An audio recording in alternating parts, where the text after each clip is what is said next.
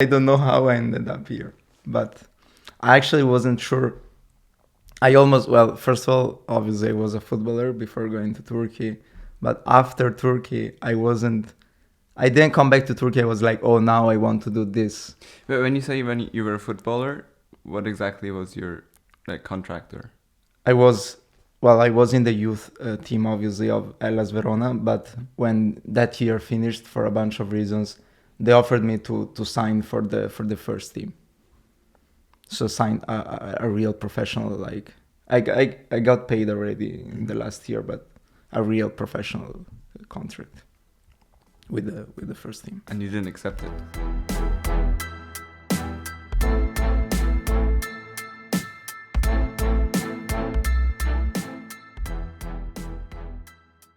Let's start. What happened in Turkey? Well, what happened before Turkey is the good question. What happened before Because Turkey? I had just finished high school, and I was like, the plan was to go to Greece with a bunch of my friends and just get drunk there for 1 month and then go live together and study some bullshit like business or stuff, what everyone was studying. And basically, from one day to the other, I just choose to not do that and to do a trip by myself. I can't explain why. Like, it's really difficult to me. Even I understood more of what happened in Turkey after a few months. But even now, looking back, I can't understand why. I just felt that something wasn't right. I was like, okay, I'm finishing high school. I have to start maybe the most important part of my life, and the only thing I can think of is to go and get drunk with my friends for 1 month and then go live together in the nearby city. Like, that just felt really stupid. So I was like, I need to speak with myself for a little bit. Speak with yourself. Yeah. So that's why you chose Turkey. So because you didn't. My dad chose Turkey. Okay, I was like, fair enough. Yeah. I have to go somewhere that's not Europe. That's not something very familiar. That's quite a statement for a Turkish man. Yeah. All right. Yeah, that's not Europe, and something that's not familiar. And he was like, you should go to Turkey because it's your country at the end, even though I'm Italian. Because I was born in Italy. I consider myself Italian, but my parents are Turkish. So he was like, you should go to Turkey. So I went to Istanbul. The plan was to stay there for like 2 weeks or something, because I went without my phone, obviously, you know it. Mm-hmm. And I ended up staying 3 months, or the whole summer. I didn't say anything to my friends. That was hilarious. So your parents knew that you're going for 3 months? Yeah. But meanwhile, you didn't talk to them while you were there? Yeah.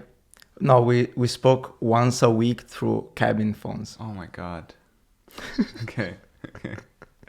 My mom didn't want me to go, especially when I told her that I was going without my phone and without friends or anything. My dad was pretty happy for some reason. How old were you at this point? Just turned 19. Okay, so literally my Literally your age, yeah. It's 1 year, almost 2 years ago, but it's 1 year and a half. So I've already eaten everyone's brain with this road trip thing that I want to do. But should I go alone? I recommend it. I recommend going alone. The thing that worries me is the time span. Like, even for me, 3 months was amazing, but staying there longer, I don't know. It's too much. 3 months is gonna be my. I don't think I can Use afford it, or I can survive it. Like after. Use that. I think is the perfect one. You should do it. My dad really doesn't want me to go alone. You should go alone. It's a cool experience. Then you'll interview people. Like, it's not like you'll be isolated like I was in Turkey. I isolated myself, but you're going to have like a good chunk of relationships through your journey. It's cool. You should go alone. I definitely recommend it. I will not be here if I didn't go to Turkey. Okay.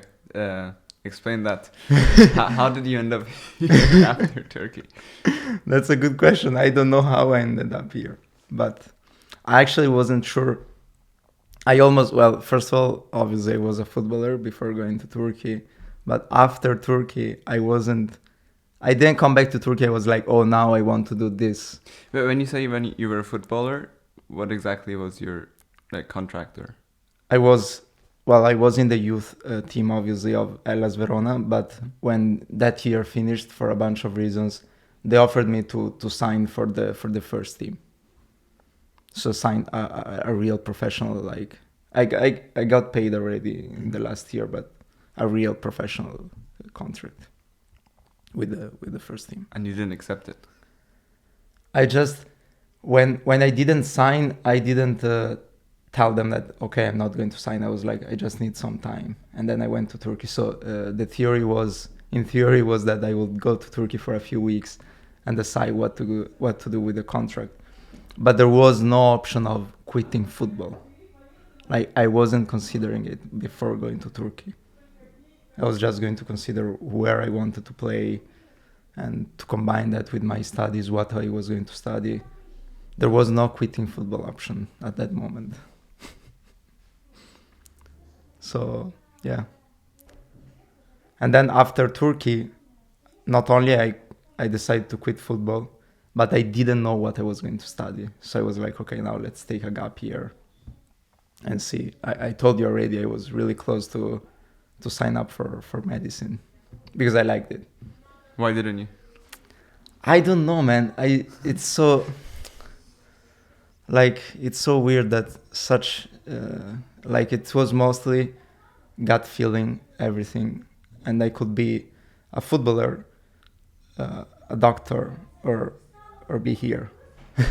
Like I surpassed 3 alternative realities in a few months. That's insane, and I can't tell you why I'm here and I'm not a doctor or a footballer.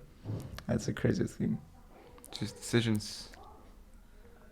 Gut feeling. Are you happy with the decisions you made? Oh yeah, absolutely. Like 100%. I never doubted those decisions once. Like never.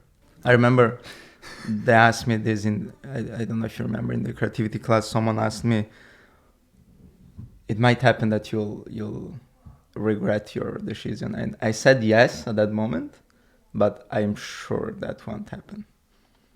Like I'm 100% sure of what I'm doing for some reason. And I don't know. Yeah, I'm sure. Were you scared at any point when you were like deciding not to sign the contract? Yeah, I was scared. How did it feel like? It was a weird feeling. You invest all that time. Everyone thinks you're going to be a footballer. My parents, my friends. I didn't have a defined plan B. Like that's a weird. I wasn't scared, but I was okay. What's going to happen now? I don't know. Like it's not. It's a bit unsettling. It's not scary because you're still 19 years old. Like whatever. But yeah, being that I didn't have another defined option, it was a weird feeling, and it was like letting go something really secure, something that you've identified yourself with for most of your life. It's weird. Yeah, it's an interesting experience. So how long did you play football for? Well, I started when I was 6, basically. But when did you join Verona? 14. Wow. Okay, so 5 years. Yeah. Okay. What was it like in Turkey, day to day?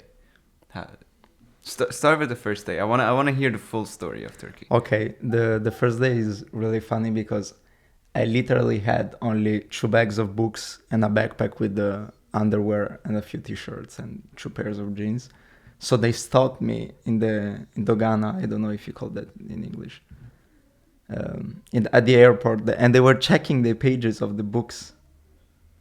For some reason, like they thought I was transporting something inside. Well, I know Iranians put like cash, like physical money in like in between books, so that I was thinking about that because I was the- like, someone has that must have happened for them to check into the pages. That was hilarious. And they were asking me, why are you here? Because I had only a one-way ticket. But thank God I had also some cash with me. So I could demonstrate that I had the capacity to go back home. And I had cards, but obviously to show them immediately, and they let me go. But that was really funny. So you landed in Istanbul. Yeah. And did you leave Istanbul during your stay, or? I did, but further in my stay, like in the second month, I went to Antalya for a few weeks. That was fun. Yeah, that's like literally the hub of Iranians. So that's where they go. Okay. So first week in Istanbul. Was bad. The first week was bad, I have to say. It was a really... You go from one contrast to the other. Like, I didn't speak with people. I didn't have a phone. I didn't know where I was. Obviously it's not a normal situation even for a weird guy like me. So the first week was just really strange, and I was a bit confused, and it was really bad. The first week was bad, and then the second week was like intermediate. Like I was getting better, and the third week from there on was just amazing. I loved it. I think it's just your brain getting used to like the absence of all those stimulus, the absence of security. Like obviously it's how do you expect someone being stable in the first approach with a situation like that? So it's kind of normal. So, but I don't get it. How did you survive without your any communication, without your phone? Well, I survived because my actions in Turkey were not that, they didn't make sense. It's not like my traveling was, I lived in a residential zone. I had an apartment which was given to me by my father's friend, which I didn't meet there. So I didn't even have that contact. He wasn't in Turkey. He just gave me the keys and the address. And from there, I had a bus station near in that little town. I went to the bus station every day. I took a random bus and I stayed there for like half an hour to 40, 50 minutes. And then I used to just go where I was and explore that part of the city. So I had no idea where I was. Not even a physical map. No. How do you use a physical map? What do you mean? This is funny because we basically, as a civilization, we've lost the skill thanks to Google Maps. But it's actually pretty fun. I did that when I was like 8. We actually traveled with a physical map, but that was the last time. Yeah. No one around me knows how to read maps anymore. I remember when we were when I was young and we used to go on road trips through Europe, and we did that a lot with our car. And I remember my sister using the map with my dad in front of the car driving. That was really fun. But yeah, I obviously am not able to use maps. So I used to just go randomly in parts of the city, walk in there, read, eat something. It was summer, so I used to just go in the beach when it was the right part of the town. And then in the evening, I used to take either the same number back, which is not, it's easy to understand, or a taxi or something, because I had cash anyway, for Turkish standards especially. That's... So you did this every day for 3 months. Everyone has the same reaction when I explain this experience. They're like, "What the fuck, man? Like, tell me more. This is not possible. That's not what actually happened." I'm like, "Yeah, I didn't do anything for 3 weeks. Who did for you 3 meet? months. What did you do? What did you eat? Randomly." Did you talk to anyone? Like, well, I interacted with people, but not that much because first of all, I didn't speak Turkish. I learned very little Turkish in 3 months, and that and that says a lot about my level of interaction with people. And they don't speak English, so. Aside from your friends and family, internally, what? I don't even know where I'm going with the question. That's fair. Because it's a weird situation. I just want to know how it impacted felt. your thoughts and your thought processes and how you see your life. Well, I saw my life completely differently, but again, and my thoughts, I wasn't thinking about, like, I was thinking about stuff that I never thought of my entire life. Like, that's insane. And how I saw life and the meaning of it, which is why I stopped playing football. How did this impact your view of the world? I can tell you, I can give you a more practical response. That's why I stopped playing football. Because I remember actually, this is funny. I was sitting down for dinner and I saw this football match, and in the screen it was my favorite team. It was around the second month. Your favorite team is Verona? No, it's Inter. It's not Verona. Really? Okay. Yeah. And and I was thinking about the fact that I never saw a football match during that period, and I never even thought of football. So that's the first time when I had the conversation, whoa, what's happening? Because football used to be my whole life. I trained every day. I trained 1 hour more than my teammates. Like, it was everything I could think of. And then I saw this match and I was like, oh, I never thought of football for 3 months. What's going on? I realized how I saw life and its meaning was changed because I was just thinking, this is silly. Why would I do this for my whole life? It's just a fucking game. Like, what? People are going to watch me play football, and what? Like, who cares? Why would I do that? And that's the first time I realized I'm probably not going to be a footballer.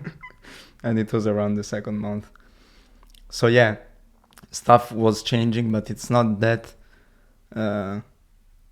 visible. Like, you don't see it happening. You can see it backwards, but when you're there, it just, your brain something is changing, but you don't really realize it, except for these kind of moments. I've also realized when you go through a radical amount of change in a very short period of time, it's like a kill switch. Once the idea is like, I'm not into football anymore, it's gone. It's gone. Exactly. You can't go back. Absolutely. Like, even if you want to, like, if peer pressure forces you to go back, there's no way. Like, mentally you can't go back. It's like,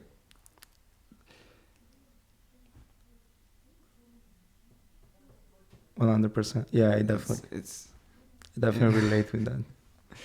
Yeah, I'm sorry. I'm very distracted today. This Don't conversation worry. is gonna be a bit Don't clunky. worry. We should do a better one later, but it's okay. What do you think is the meaning of life?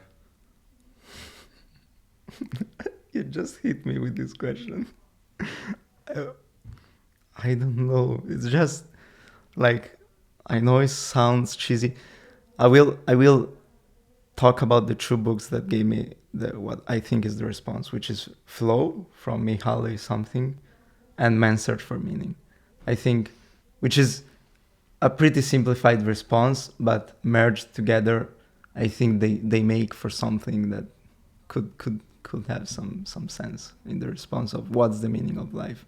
So I think it's obviously having a meaning. Like, it's cheesy to have a bigger objective, but to act on that objective with something that really stimulates your ability and makes you expand yourself, which is flow, constantly. I think those two things together might have the response for what's the meaning of life. Because it doesn't. Like, if we see it objectively, it just doesn't have a meaning.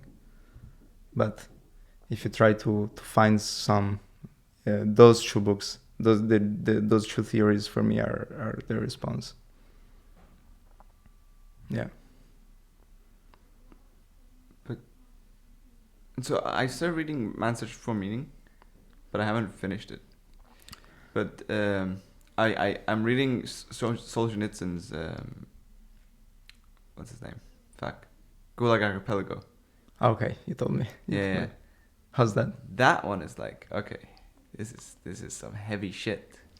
Like, the moment you see, like, we're sitting here, we're having this nice conversation in this. You have a lot of peace of mind that nothing is gonna go wrong anytime soon.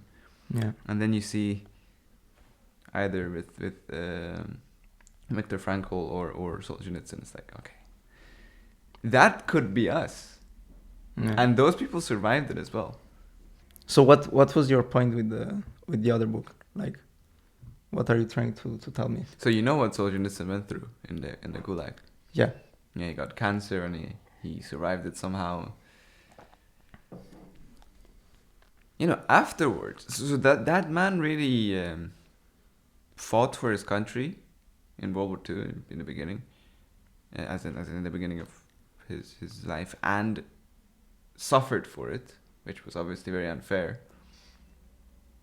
That I can, I mean, I never fought for my country. I have people in my family who fought for my country and were fucked in the ass afterwards. It's just so sad, you know, that people suffer so much for certain ideals and certain stories and certain power games, and then we're just toys. Yeah, exactly. How does just that toys to history? How does that relate to the meaning of life? Like, what's your takeaway? That I don't want to be a toy to history. I want to. It's gonna make me sound even more like an egomaniac, but I want to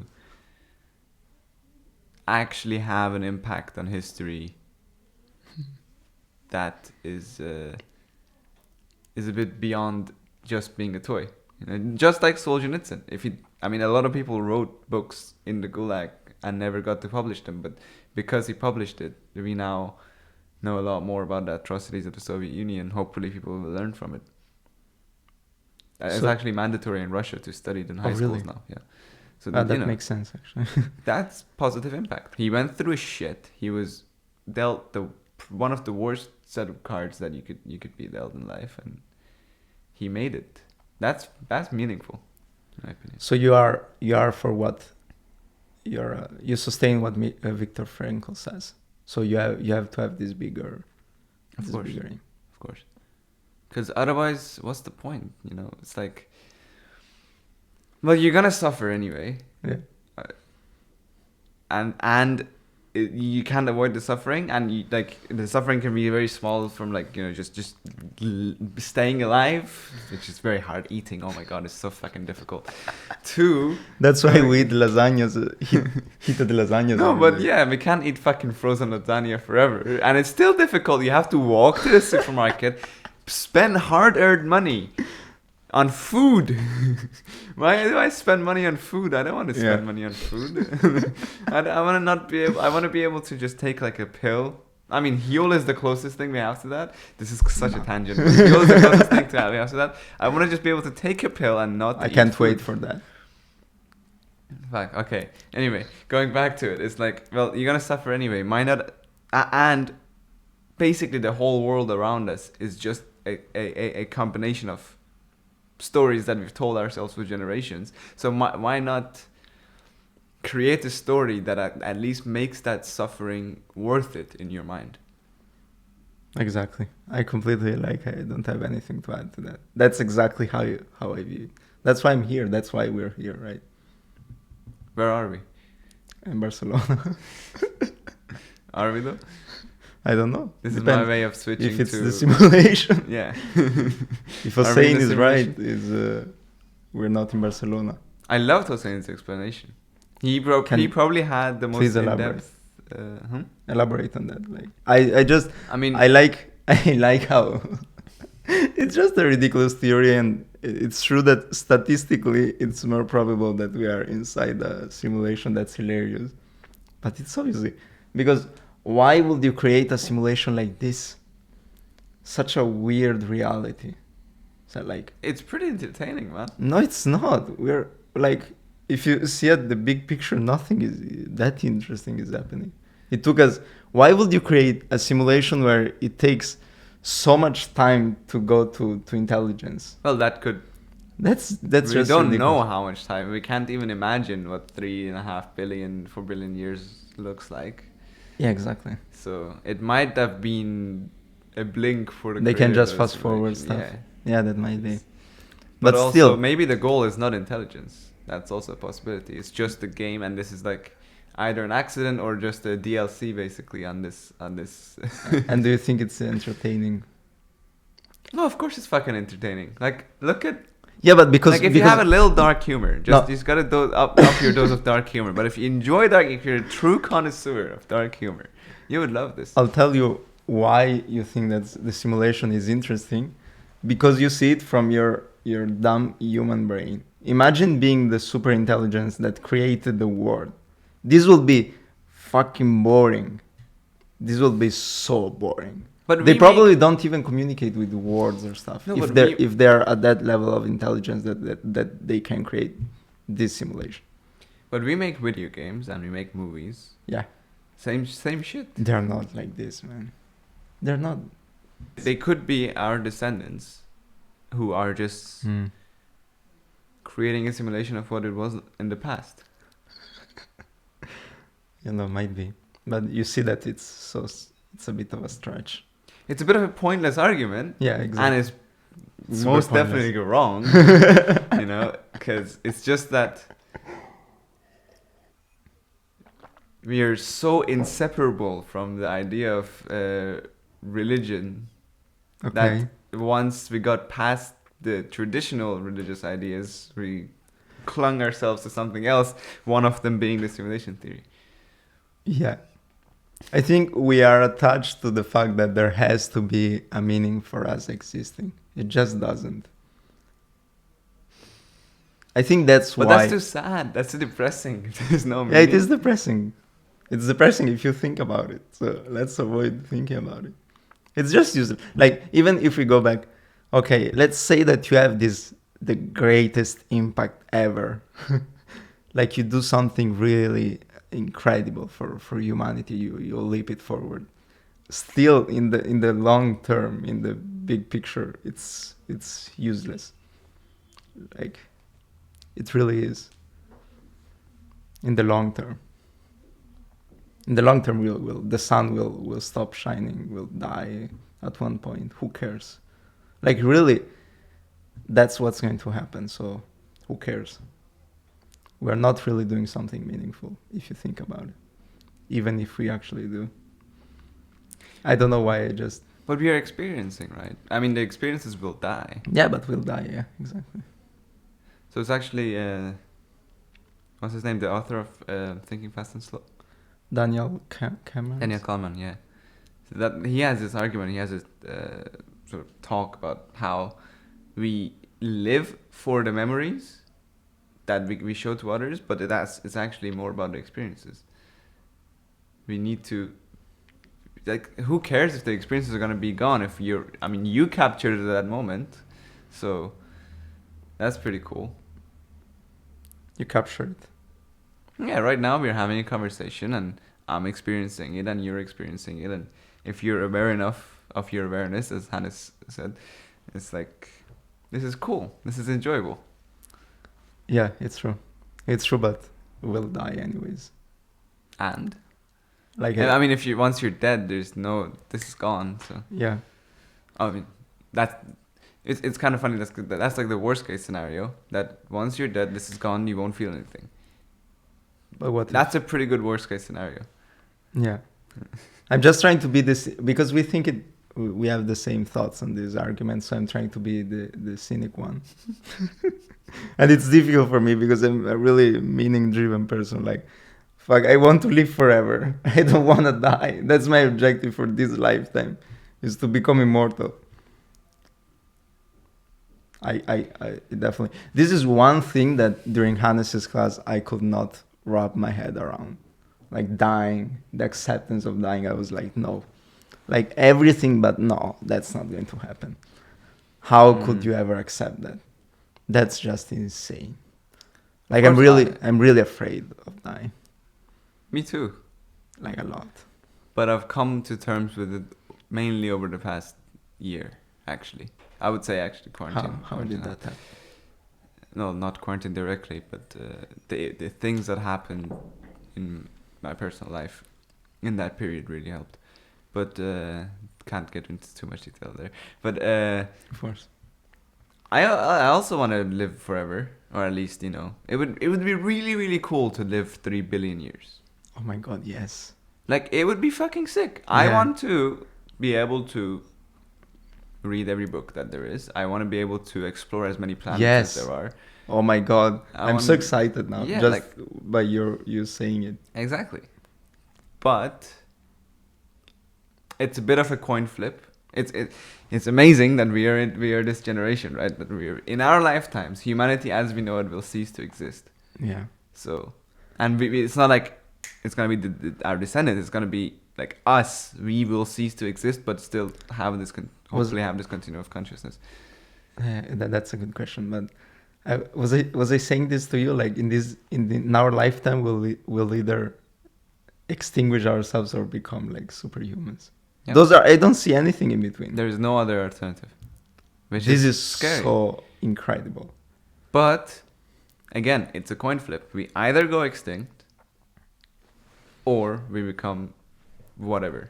We become superhumans I'll take the chance. We have to take the chance. But then if there's a 50% chance that we will go extinct, which will almost inevitably, mean that you will die, why not get ready for it? Yeah. And it's the only certain thing it's been the only certain thing for pretty much every single human until our times. We are the first generation to have even an option to remove that certainty of death. Oh my god. That's insane.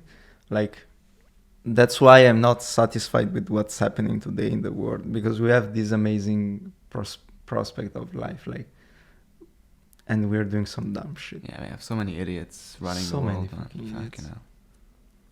Like, it's amazing. What's the solution to this? Do you see a solution to this? Getting out of this rot. I'm an idiot too, but I at least try to think. People today, they just decided to not think anymore and roll with the. I don't know. I'm usually a really optimistic person, but I'm becoming a bit pessimistic because I don't see a solution. About people in general are being just strange. I don't see that going. That's why I don't like. Obviously, I like the perspective of becoming immortal. That's what I'm trying to do. But I don't like the thought of people implanting Neuralinks now, for example. I don't think we're ready. I think some dumb shit will happen. Like, I'm really scared about, in a few years, having Neuralinks open to the public. I don't see that going well. It's too early. It's too early as in... As in that we'll end up in a Black Mirror scenario where people have ads in their brain and they're doing some stupid shit with that. They're not going to leap humanity forward with an Neuralink now. I mean, we've been quite stupid for pretty much all of... Like, we've done very smart stuff, as sort of accidentally and in rare instances. But generally, most people have been pretty stupid in history. Yeah, but... The internet should have made us smarter. That's what I'm saying. I'm not expecting humanity from one decade to the other to become fucking geniuses for no reason. Like, we had the internet. We've done some great stuff, but looking at the singular human's behavior and thoughts, it's not getting better since the internet came. It's actually getting worse. Yeah, but it's only been like what 30 years. 30 years Yeah. is nothing. Yeah, It's that's not even fair. a third of a lifetime. Yeah, that's true. Yeah, I'm being a bit of a bitch Yeah, here. you are. You're fucking. Yeah, it's true. We actually have dealt with it decently now that I think about. It's such a huge thing, man. I'm really scared. We're really fucking up with social media, for example. But I have, you know, when you were speaking about social media in the last class, I didn't enter the conversation because I get very heated about social media. And yeah, it's disgusting. I don't like when people just don't listen. It depends on how you use it. No, it's fucking evil. Yes. It's evil. Yes. Like, I see my sister was here, and I asked her about to open something. Was it Idealista or something? She unlocked her phone, and she opened Instagram, and then she was like, "Whoa!" Yeah. I was like, "Oh my god, it's wired in your brain." I can't. When I had Instagram, this was like 3 years ago on my phone, I couldn't do anything else other than click on the Instagram app. And it's funny, even with like I deleted all social media from my phone, but I still have just email and LinkedIn, and that's it. That's just for work. I have But LinkedIn to you. I was talking to Baron yesterday. He was saying that he doesn't open his email. He only opens it like once a week. And then I was like, yeah, I should do that. And then literally 30 seconds later, I opened my phone and went directed to email, even though it was fucking 10 p.m. and no one was on a Friday and no one was going to email me. So that's just a fucking addiction. It's just rewiring. Yeah, that's how much our brains are fucked. That one, yeah, it's scary. It's really like people, our brain changes, man. It's like, it's not something, it's proven by science, brain plasticity, the maps in the brain, they redimension themselves. We can wire our brain in the long term. It's not, and social media is doing that. It's modifying our thought patterns. It's insane.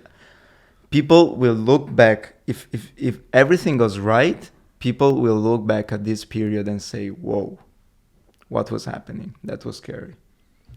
I mean, you know, in this graph of corporate life cycles, it's a horrible example, but you know, when they're going from sort of being an infant company into their adolescence, basically, there's this zigzag effect of just chaos, complete chaos. Yeah, I feel like we are at that period. Yeah, absolutely. And the humans who like create the innovation that will lead to the next stage are gonna be looked back on as such weird characters, you know, like the Elons of the world and the Zuckerbergs will hopefully be looked as the evils, but yeah, that will definitely happen, and it's a good metaphor. Like, now we are in that chaotic period where weird stuff is happening, and hopefully we'll get to the upside, but we could also just die in there. I don't know. I'm really pessimistic. I don't like social media, man. I just hate it. Every day we're close to going extinct. Like, seriously, so we've been walking. Quote of the day. Weird. You know, it's just like, how many nukes do we have? Like, that's probably well over 60,000 nukes. I'm not sure. Oh my god! It's only a matter of time, right? And that's just one aspect. That's just nukes. Then there is cyber warfare. Then there is like fucking threat of AI that is a bit in the long term. There's climate change. Then there's another pandemic. Then there's so much could go wrong. But if we make it, warfare then we could, you know, explore the stars for 3 billion years and nothing would happen. That's a good possibility. God, it's insane. If we get past the next, let's say, 100 years. Oh my god. I don't know why I'm just thinking about it now. This is such a fucking amazing period to be alive. It's awesome. It's amazing. But it's also a heavy weight. It's a heavy weight. Especially if you decide to have an important role on it. This is why I hate boomers. No, I'm serious. This sounds bad joke, but like I don't hate boomers as people. I just hate the fact that the world right now is run by boomers. It is. Right? Because it's like they don't get it. They don't have the same.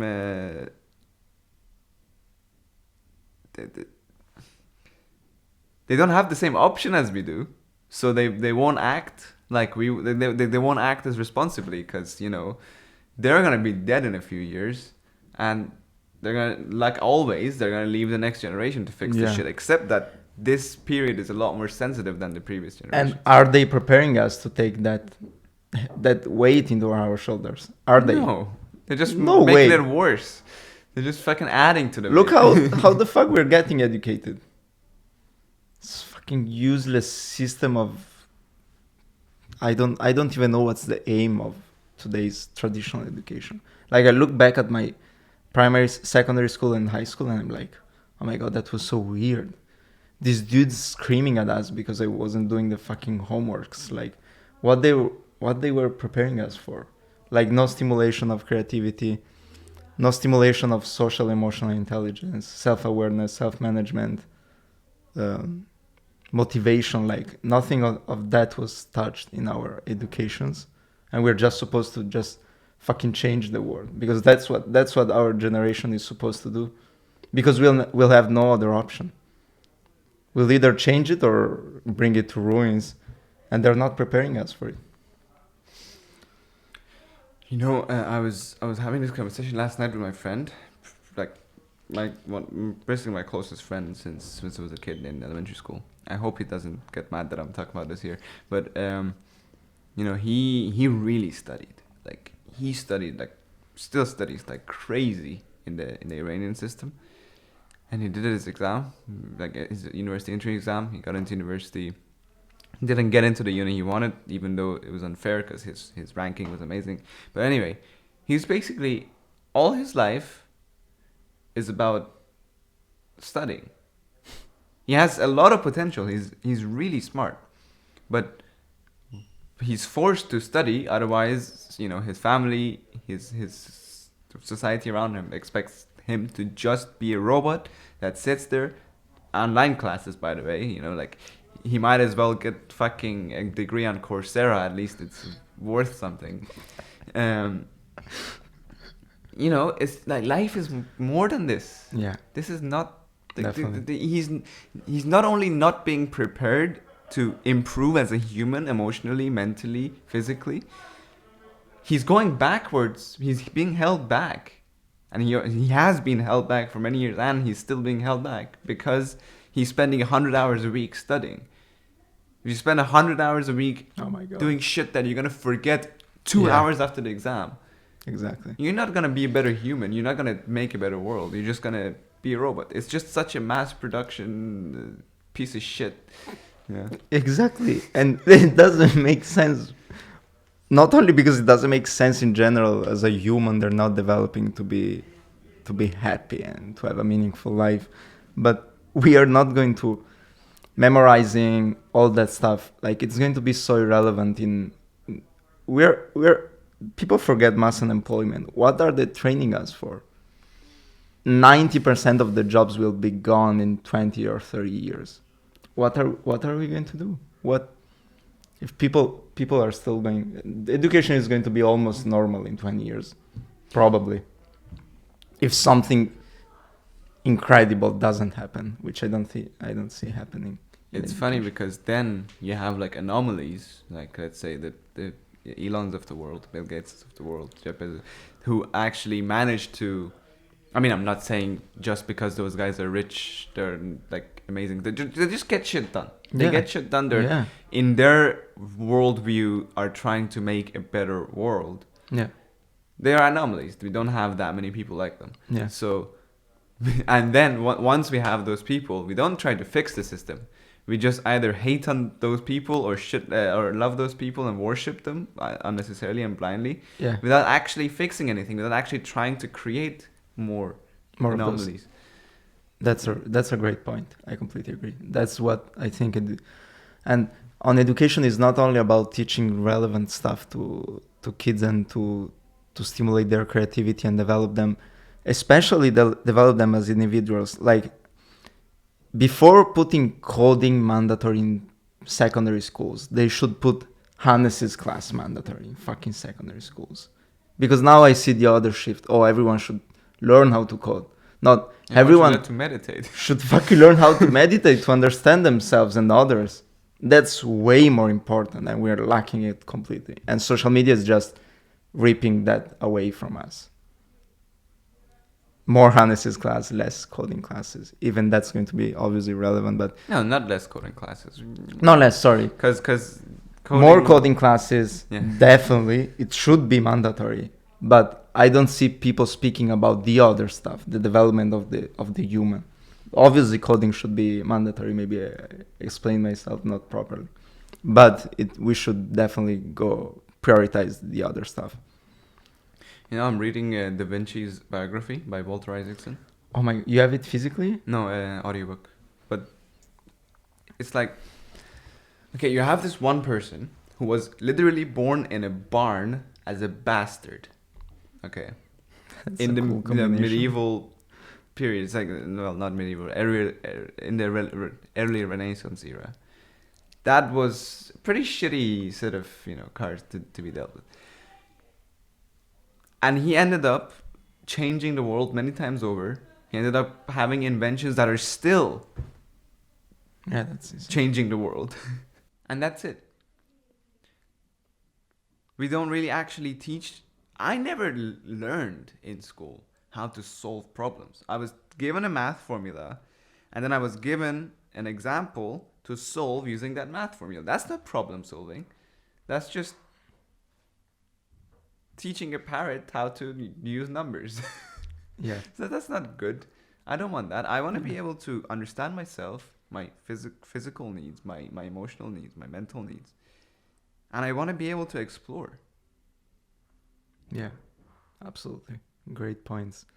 I think 3 things that should be implemented, like the creativity part and exploration part, the social emotional intelligence part, and the problem solving part. These 3 things are completely lacking in the educational system, and those could really make a huge difference. Like with those really implemented, embedded in our culture and our development as humans through our lifetime, we'd be like, oh my God.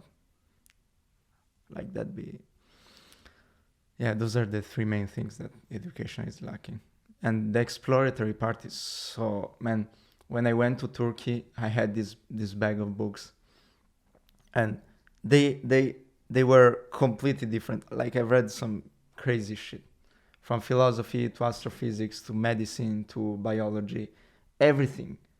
And what happened to my brain was insane. My creativity went up so much. My brain did these crazy associations. Like it was awesome. Best feeling ever.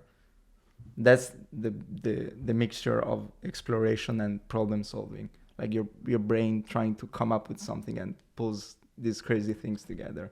It's just amazing. That's how you develop your creativity and yourself. And that's partially the meaning of life. That's how, I mean, also Hannes said this. I'm quoting Hannes all the time in this. But, like, life is basically exploration of these stuff. That's the best definition.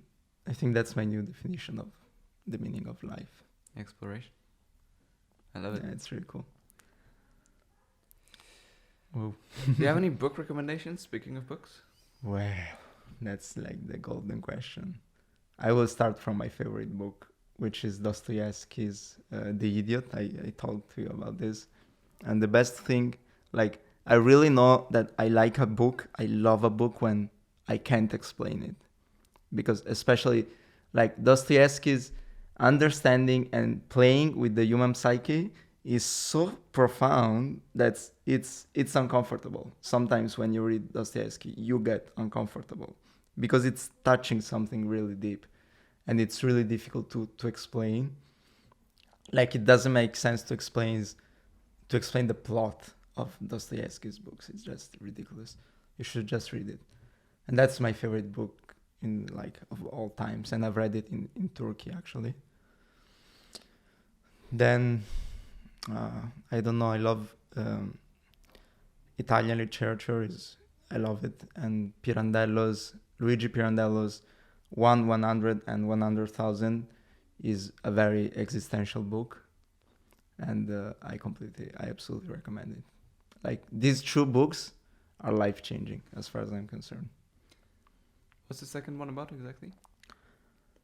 It's basically about it's a weird book, and it's about discovering that you really, and that's, oh my god, that's why it hit me so hard when I was in Turkey, because it's basically about discovering that you are not what you really think you are, which is what was happening to me in Turkey. So I was reading it without understanding it at the moment, but yeah, that's basically what the whole book is about. But how he writes it, because he won the Nobel Prize for Literature, and how he writes it, it's amazing. It's super compelling, but the message behind it, and it's clear, like, you get the message, and it's really good. It's amazing. So I recommend those two books. Might be my favorite books of all times. Then there are other amazing books, obviously. Like, fiction-wise, those are my favorite ones. What's your top non-fiction? I would say another book that I've read in Turkey, Norman Doidge's The Brain That Changes Itself. Like, it's quite a fat essay about brain's plasticity, but you get a grasp of how much, like, the capabilities of your brain. Especially, I love to speak about the example, like the story he tells about this girl living with half a brain. That's how adaptable the brain is, and people will not recognize it. Like, that's how amazing our brain is, and it has really absurd capabilities. And I haven't read that one. I've read How the Brain Works, which is by Steven Pinker. No, I don't remember who the author was. Sorry, I'll put a photo on the podcast. But it's actually for year one neuroscience students, but basically a similar effect. It fucking radically changed how I see myself. It's just insane. It's amazing, right? Yeah, but you definitely have to read The Brain That Changes Itself. Okay. And I will bring The Idiot to you. I forgot. It was actually my gift for your birthday. Oh, thank you. And I forgot it and it's my version with I usually flip the pages I like, nice, so you can read those parts. I have underlinings, so it's really personal, and I will bring it to you, obviously. Thank you. And also The Brain That Changes Itself. You have to read that, even though I think the